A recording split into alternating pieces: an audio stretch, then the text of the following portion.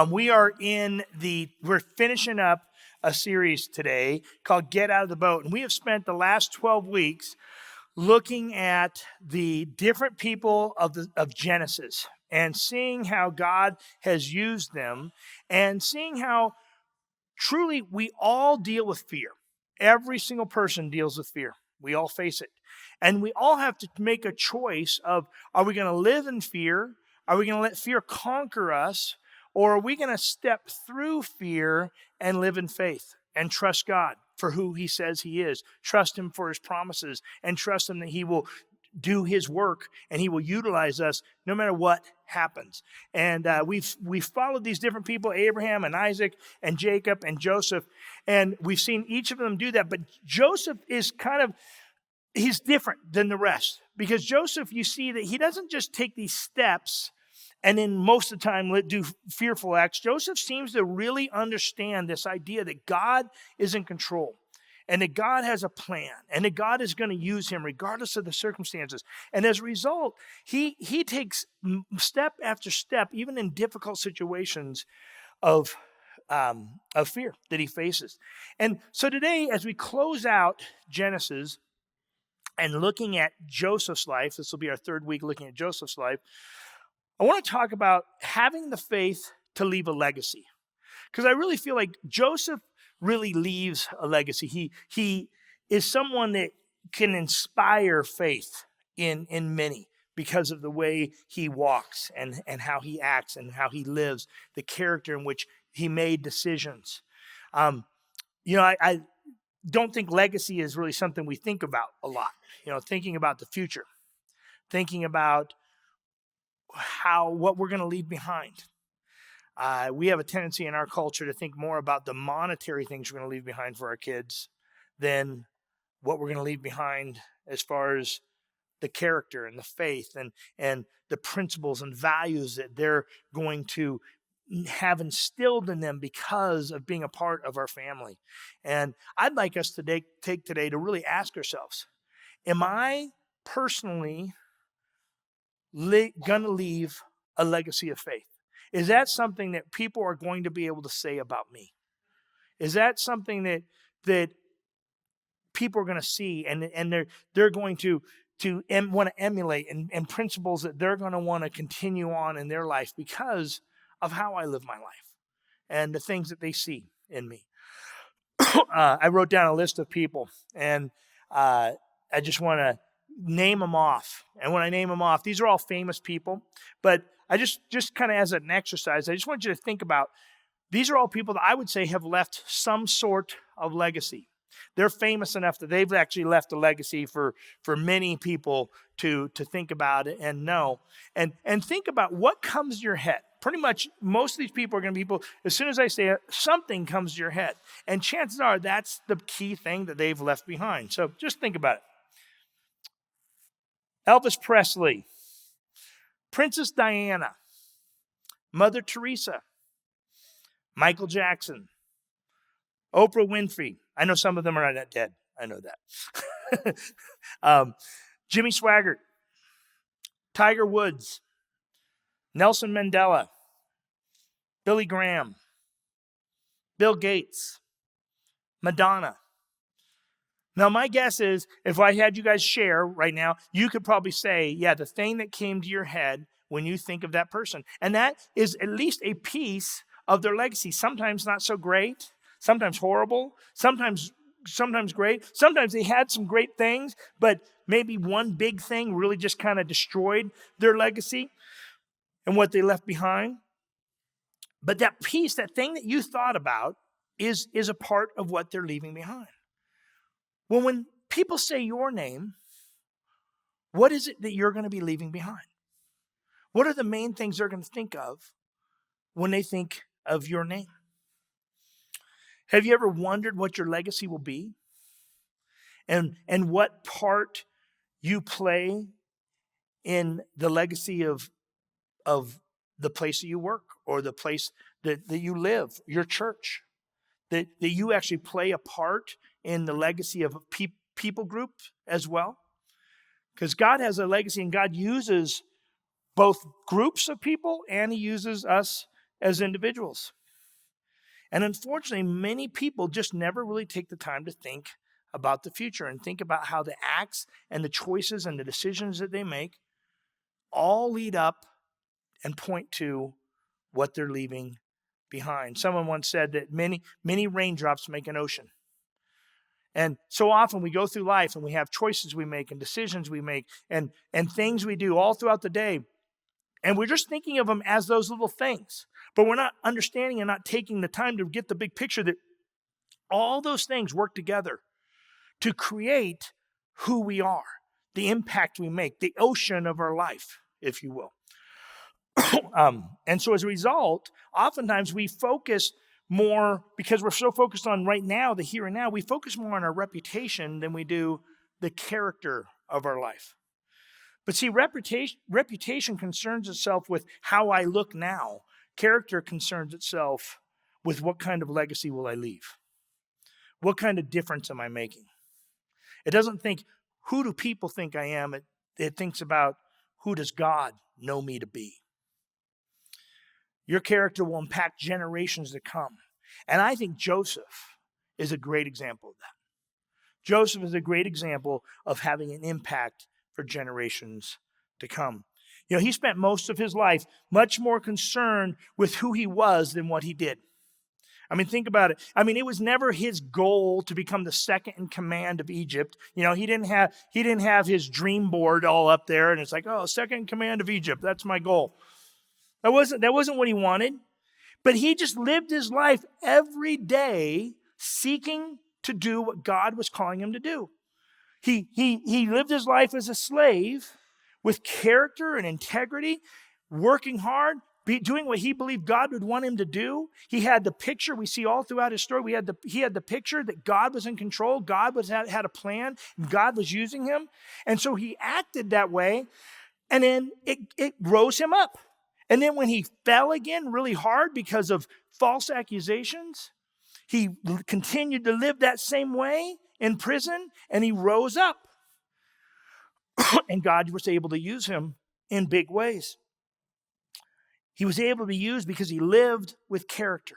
He made choices and decisions, and he took actions so that God used him to get him there.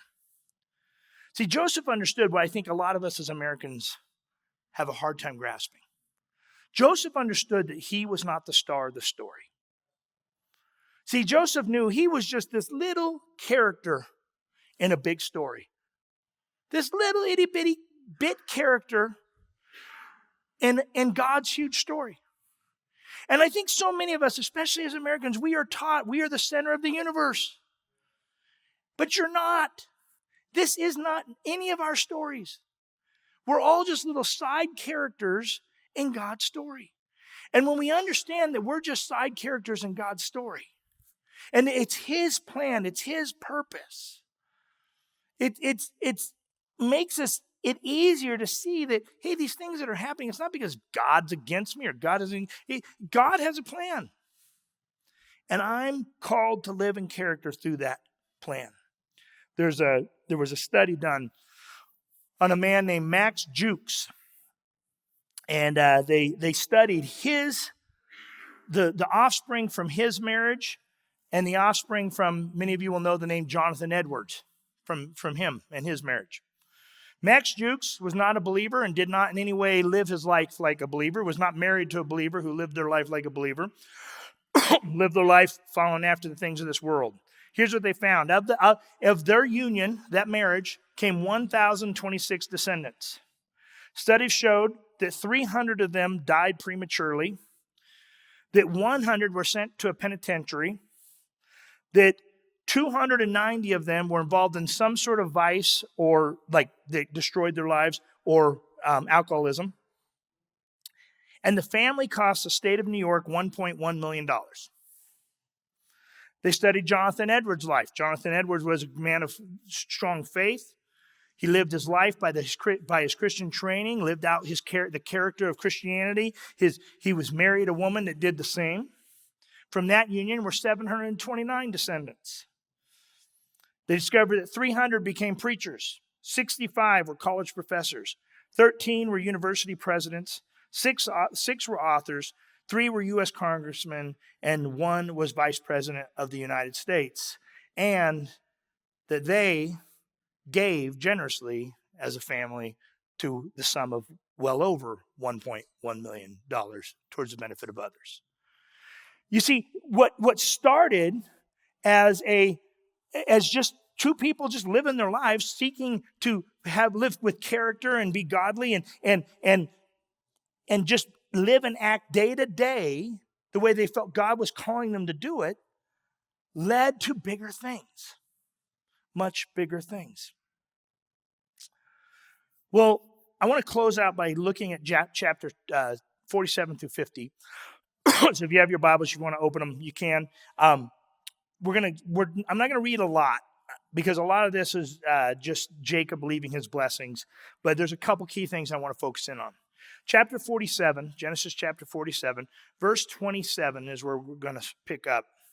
And it says this. It says, "Thus Israel settled in the land of Egypt, in the land of Goshen, and they gained possession in it, and were fruitful and multiplied greatly. And Jacob lived in the land of Egypt 17 years. So the days of Jacob, the years of his life, were 147 years. And when the time grew near that Israel must die, he called his son Joseph and said to him, 'If now I have found favor in your sight, put your hand under my thigh and promise to deal kindly and truly with me. Do not bury me in Egypt, but let me die with my fathers. Carry me out of Egypt and bury me in their burying place.' He answered, 'I will do as you have said.' And he said, 'Swear it to me.' And he swore to him. Then Israel bowed himself upon the head of his bed." Now in chapter 48 and 49, we see that now Jacob or / Israel has this promise from Joseph, so he's at peace, and it's time for him to prepare to die, and so he gives blessings to his sons. But he also pulls Joseph aside, and he wants to give Joseph a special blessing. And so in doing that, he basically adopts Joseph's sons to be his sons so that they can receive the blessing of becoming the forefathers of the 12 tribes of Israel. So Manasseh and Ephraim, Joseph's sons, get this special blessing from Jacob. So that's important to know, because if you're reading through the rest of the Old Testament and you'll read the 12 tribes of Israel, you won't see the tribe of Joseph. You'll see Ephraim and Manasseh as a shared tribe. Okay, so he does that, and then he also blesses the rest of the 12 sons and gives them their blessing. And then we get to chapter 50, and at the beginning of chapter 50, Jacob dies. Now, let's pick up in verse 15 after Jacob's death. Chapter 50, verse 15. It says, "When Joseph's brothers saw that their father was dead, they said, 'It may be that Joseph will hate us and pay us back for the evil that we did to him.'" If you haven't been here with us, his brothers sold him into slavery many years ago, and now they've been reunited. So they sent a message to Joseph saying, "Your father gave this command before he died. Say to Joseph, please forgive the transgression of your brothers and their sin, because they did evil to you. And now please forgive the transgressions of the servants of the God of your father." Joseph wept when they spoke to him. His brothers also came and fell before him and said, "Behold, we are your servants." But Joseph said to them, "Do not fear, for I am in the place of God. As for you, you meant evil against me, but God meant it for good, to bring it about that many people should be kept alive, as they are today. So do not fear. I will provide for you and your little ones." Thus he comforted them and spoke kindly to them. Now, think about this for a second. I don't know exactly why Joseph's weeping, but I have to imagine some of it is he is probably sorrow for them that they don't get he has truly forgiven them, that they're still living with this huge guilt. And even to the point where, he probably knows, as far as we can tell from this passage, they're lying. Their dad didn't really make this claim that we see anywhere else. So to the point that they're so fearful, they're still willing to compromise themselves And he's like, don't you get it? I don't you see that God had a plan in all of this? And he just wants so badly for them to see that God has a plan. Verse 22. So Joseph remained in Egypt, he and his father's house. Joseph lived 110 years, and Joseph saw Ephraim's children of the third generation. The children also of Machir, the son of Manasseh, were counted as Joseph's own.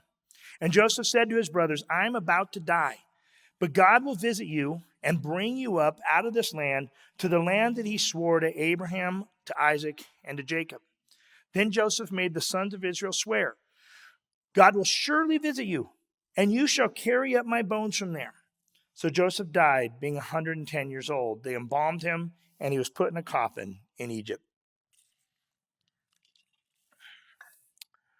A few things we'll get to here. First of all, we see through Joseph's life that Joseph invested in people. He made investments in people, and that Joseph had character. Right? We see him invest in people. First of all, he lives as a slave in Potiphar's house, and he works his hardest for Potiphar. Now, does Joseph get gain from that? Absolutely. But he also is showing, like, hey, I'm gonna work my hardest for you. I'm gonna invest in you, even though you're the one that's gonna mainly get the gain out of this. We see him restore his brother's relationship. Right? He didn't have to do that. But he wanted to invest in people and love them. We see him do that with the cupbearer and the baker. He took time to make sure he was caring for people, and he had character when he did it. He showed a lot character throughout all of the different things that he did, working hard for Potiphar, forgiving his brothers, fleeing from the sexual situation of sexual immorality. He showed character, and he showed he wanted to invest in them. But then he gets to the end of his life, and he dies. Verse 26, he's put in a coffin, the end. He lives this life of character. He lives this life of loving people, of doing everything he can to serve God, and he dies, the end. There's your hope for today. Right? But guess what? That's the story. That's the story for all of us when it comes to this earth. Right? When it comes to this life, you're going to die, the end. Right? There's no fanfare. I mean, he was embalmed, which shows that he was obviously he was respected among Egyptians and that kind of thing. But there's no big fanfare. They don't mark a day on the calendar to remember Joseph's life. No one builds a statue to him. He dies, the end. And when you read that and you think about your own life, sometimes it's easy to think it's all for nothing. That how we lived our life was all for nothing. Right now, obviously, we can still have the hope of heaven, but as far as the impact that we're making on this life, it's easy to just go, well, does it matter? It just seems like it's all for nothing. But you see, if you're living your life for the recognition of something, or you're living your life for the big event, chances are you're going to be disappointed. Chances are that's not the way it's going to go. But for Joseph, I really don't believe it was about that. It was about being who God called him to be and knowing that the more he lived that out, the more he made an impact as well. Look at verse 24. He says, I'm about to die, but God will visit you and bring you up out of this land to the land that he swore to Abraham, to Isaac, and to Jacob. So Joseph's he's prophesying about the promise, right? He's reminding them of the promise that God had. Hey, God said that's where we're going to be. And I don't know if God gave him some special vision that this was going to happen, or he's just based on the promise of God. Hey, God said we're going to have that land. So there's going to come a day when God's going to do this. See, so to me, I look at that and I go, Joseph believed in God's plan. He didn't doubt that God was ever going to fulfill his promises. And it's frustrating when I read the story of Genesis. I remember the first time I studied through Genesis. I'm like, I'm following Joseph's life, and I'm like, this is cool, man. I like this guy, right? He's like a hero. And then I get through like chapter 46, And then it's just like, and then they lived there, and Jacob had blessed his kids, and he died, and then Joseph died. And I'm like, what? Like, Genesis ends with this kind of like be continued picture, doesn't it? Like, what are you talking about? God spent 200 and some years, 240 years with this promise from Abraham to Isaac to Jacob and then Joseph. And like, Joseph's your guy where you kind of start reading it. Like, remember, you guys, most of you probably, you know enough about the story. It's easy to kind of, we think of it that way. But when you're reading it for the first time, it's easy to kind of go, okay, well, obviously Joseph's the guy. Joseph's the guy that's going to build all this. He's going to be the guy that God's going to use. But then there's just this be continued. When about, I don't know how many years ago it was, but The Hobbit came out, the Peter Jackson version. Not the good one, the cartoon, but I'm just kidding. But the Peter Jackson version of The Hobbit came out. And I remember I liked the book when I was growing up. And I said, I'm going to take the family to see The Hobbit. So I bust out the $100 the day after Christmas to take the family all to see The Hobbit. And, I'm like, it's a cool movie. I didn't read anything about it because I just knew it was a Hobbit. I like The Hobbit. The book's this thick, so maybe since it's Peter Jackson, it's going to be a 3.5-hour movie, but it'll be, that's it. So we go, and we're like 2.5 hours into the movie, and these stupid hobbits haven't left the little dinner yet. And I'm like, what is going on? Like this, where's it? I'm like, I don't remember the story that well, but I know there's a dragon, and the dragon's got to do something. So we're like, it's almost getting to like 3 hours. And they're finally on the adventure, and I'm like, okay, well, this is just going to end with like 10 minutes of action. I don't know, And so they get to the point where they get to the dragon's lair. If you don't know the story, spoiler alert, too bad, it's old. So they get there, and the dragon is like laying there, and it opens its eye, and it cuts to the credits. And I literally, in the middle of the theater, stand up and go, what? I'm like, I spent $100, Peter. I am not dropping $300 to go see the rest of this. Okay, that is not the way this is going to work. So I was super disappointed, and that's when I read Genesis. That's the feeling I get. I'm like, wait, we've invested all this time. It's been so long, and we're just now here. We're stuck in Egypt. Like, okay, God's going to flourish us. So, okay, God's going to flourish them in Egypt. Cool. Okay, I'll go from there. And then you get to Exodus chapter 1. Look at Exodus chapter 1, verse 8. It says, now there arose a new king over Egypt who did not know Joseph. And then it goes on to explain how that king enslaves the Israelites. Here's this great man who accomplished great things. Not even a generation later, it doesn't matter. See, if you think the works that you're doing, if you think the things you're doing are going to make a big difference, got news for you. For the most part, they're not. For the most part, the stuff you do, it's not going to make that much of a difference. It's probably going to be forgotten within a few years. But who you are won't be.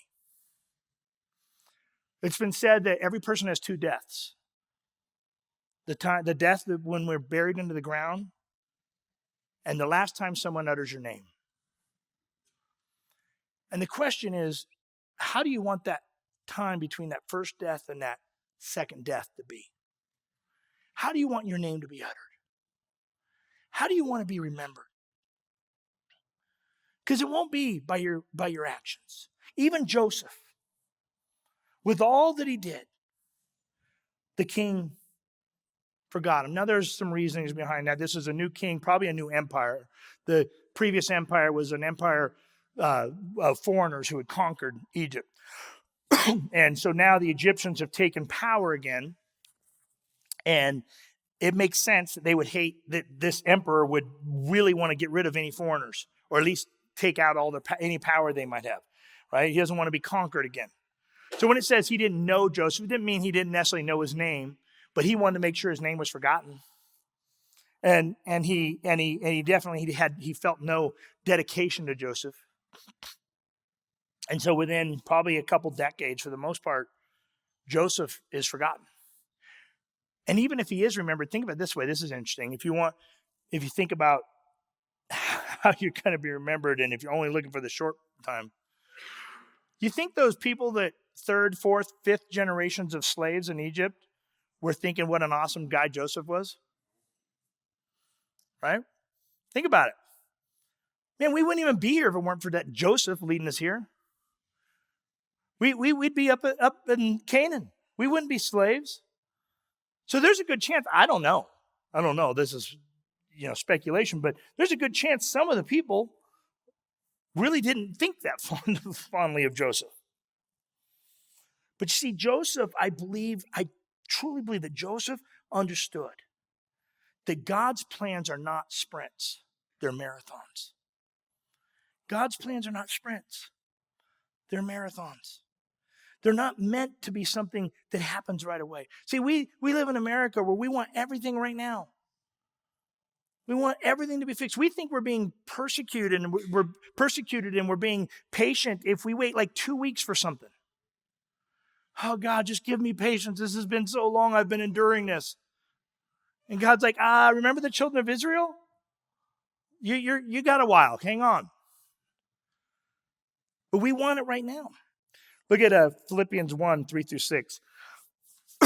Paul says, I thank my God every time I remember you. He's writing to the church in Philippi. I thank my God every time I remember you. In all my prayers for all of you, I will pray. I always pray with joy because of your partnership in the gospel from the time. I'm going to just start this whole thing over. I'm just going to do this. Okay. I thank my God every time I remember you. In all my prayers for all of you, I always pray with joy because of your partnership in the gospel from the first day until now. Being confident of this, that he who began a good work in you will carry it on to completion until the day of Christ Jesus. So Paul is writing this church in Philippi and saying God is going to continue the work in you till the day that Jesus comes. Right? And we've all seen it, right? We see, the church in Philippi, it's like the most famous church of today, right? Super powerful church, a lot of great things happening there, right? So either, that's sarcasm if you're not aware, like that church is no longer there. So either Paul doesn't know what he's talking about, or what Paul is saying is that God's work continues, and you get to be a little piece of that work. You are one small piece in God's big picture, and he's going to continue that work. And what you're doing has eternal repercussions, but he's not promising them that, hey, your church is going to thrive until Jesus comes, but God's church will thrive. And you play a small piece in the story. See, God uses us both as people, as individuals, but also as groups to do his work. And that got me thinking about this week, that the stuff that MBF Church is doing right now has eternal repercussions. There's things that have happened throughout history to get even us, this little congregation here, to this point. Little things that people did, choices they made, character they showed that got us to this point.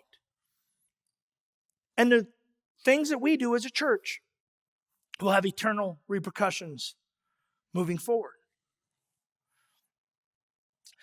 So the question is, how are we living for God to use that? Now, will God work his plans in spite of us? Absolutely. But I don't want to be someone who God works in spite of. I want to be someone who partners with God. He's going to accomplish great things that we can't even dream of, things that will happen far after we're here.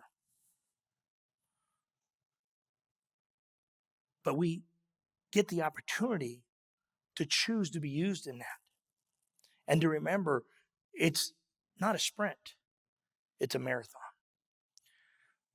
So if you've been here very often, you've heard me talk about coffee cup verses. We're a culture that loves a good coffee cup verse. All right. How many have a coffee cup with a verse on it? Come on, just be honest. All right. Okay, 4 people. The rest of you, that's not. The rest of you just don't go to church, I guess. But right, almost every Christian has something, right? Maybe you have it on a plaque on your wall, right? Whatever, wherever you got it. We got verses. We have a few that we love. Let me just give you an example. of what I'm talking about as far as how God's long-term vision works. One of the favorite verses of people today, Jeremiah 29:11. Some of you can just quote this. For I know the plans I have for you, declares the Lord. Plans for welfare and not for evil, to give you a future and a hope. I've seen that verse in so many homes, on so many books, so many coffee cups, the whole deal. I've never once seen the verse prior to that.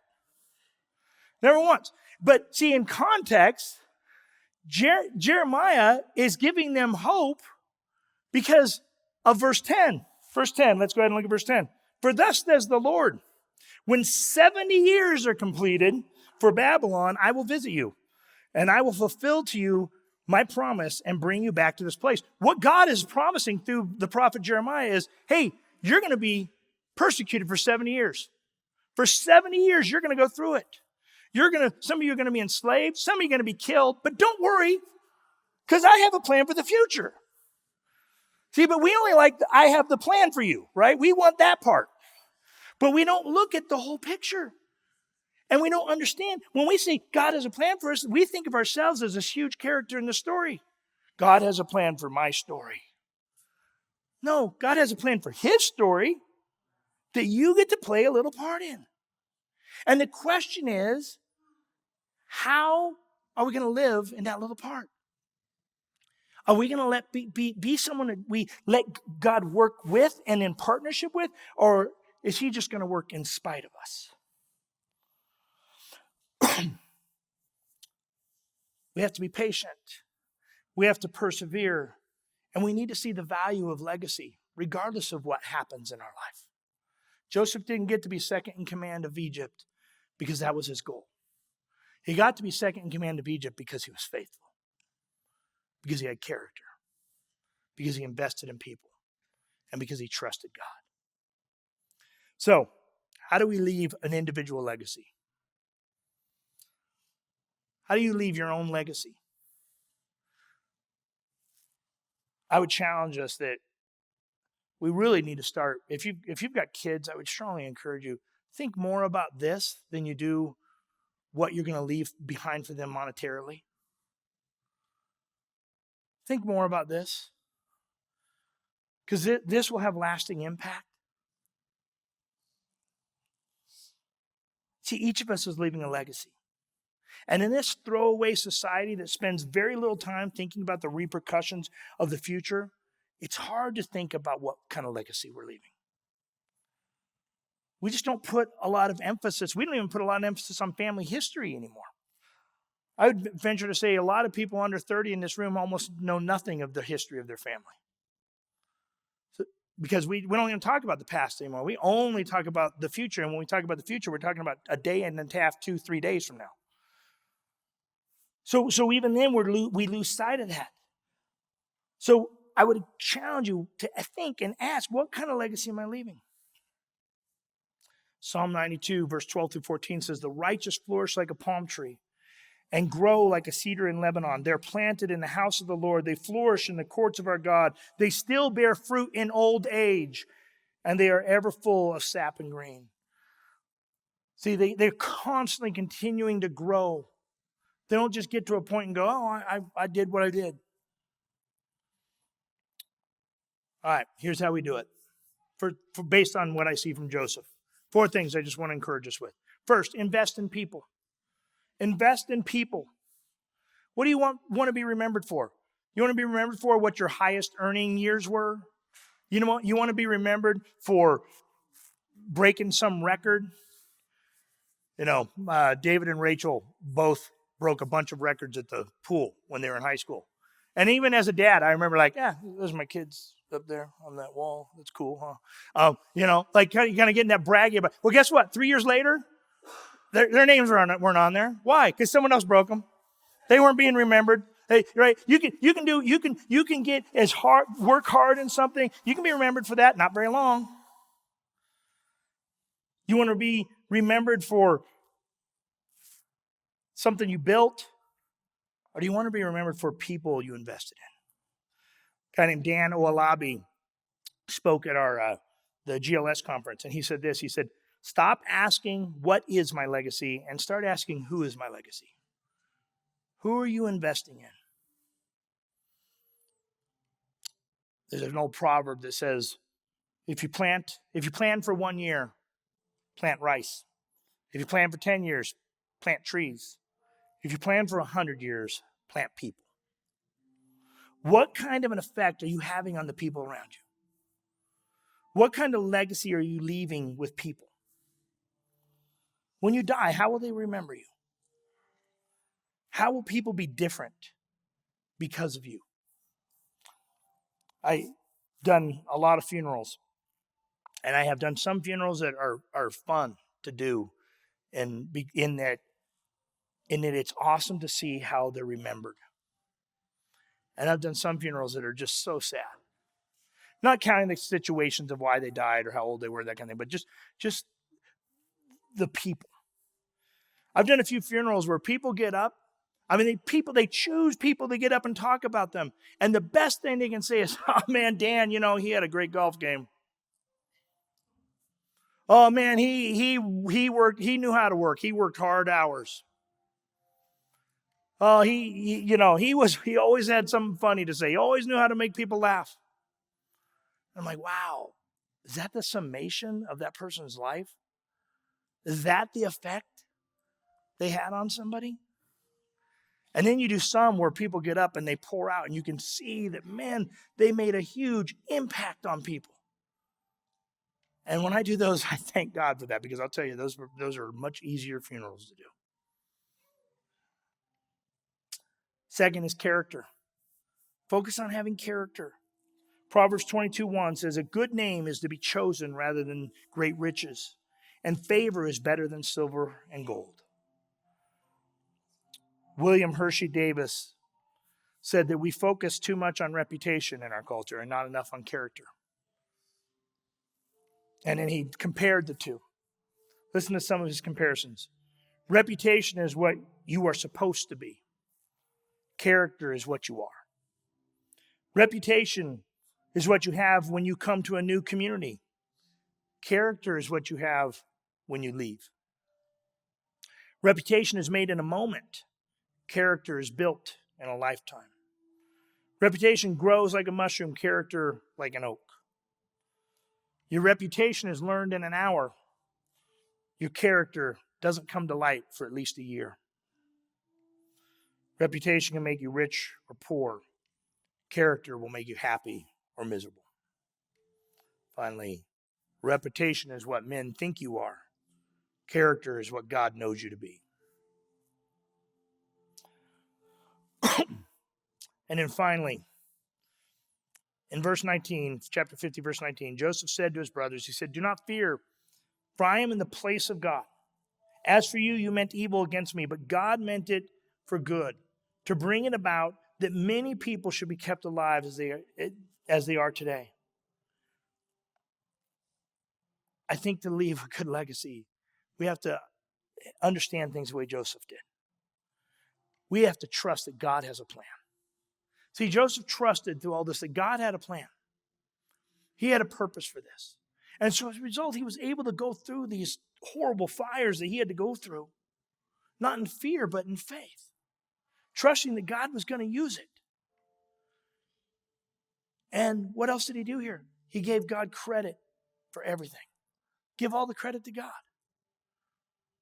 That it's not you, it's God. As I read Genesis, I think it's interesting that the story ends with Joseph. All through the book, from Abraham to Jacob, it seems like God worked in spite of their actions. But Joseph is the first one that when we look at him, it feels like he partnered with God. And I know God can use me, and I know God can work in spite of us, but I don't know about you, but I don't want to be someone that God works in spite of me. I want to be someone who God works with, and I partner with him in as much as I can. I want to seek to be who God calls me to be and let him take care of the rest. Let's pray. Father God, I pray that you'd help us to be people of character and people who trust you, because this world can be scary and it's easy to get gripped with fear. It's easy to worry about our reputation, what people think of us. But God, help us to focus on what you know of us. Help us to keep our eyes on that. It's in Jesus' name, amen.